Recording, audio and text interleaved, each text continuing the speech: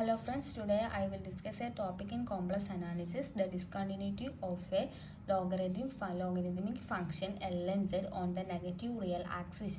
The problem is show that the logarithm function ln z is not continuous on the negative real axis. The solution of this problem is we have to prove that the ln z is not continuous on the negative real axis. Then let us take a z0 is equal to x0 less than 0 be any point on the negative real axis. First let z is equal to x plus iy is tends to z0 is equal to x0 along a curve in the second quadrant. Then for any z is equal to x plus iy is the second quadrant, then x is less than 0 and y is greater than 0.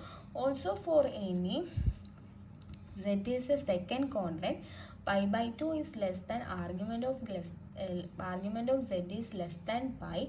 Hence in this case we get that limit z tends to z0 argument of z it is equal to limit x tends to x0 y tends to 0 argument of x plus iy is equal to pi. Now let z is equal to x plus iy which tends to xz0 is equal to x0 along a curve in the third quadrant. For any z is equal to x plus iy in the third quadrant where x is less than 0 and y is less than 0. Also for any z in the third quadrant minus pi argument of z less than z is less than pi minus pi by 2.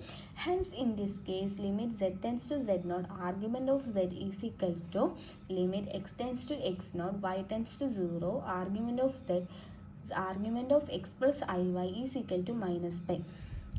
Thus argument of z approaches different values of z approaches z0 along different path in different quadrant. Hence limit z tends to 0 argument of z does not exist.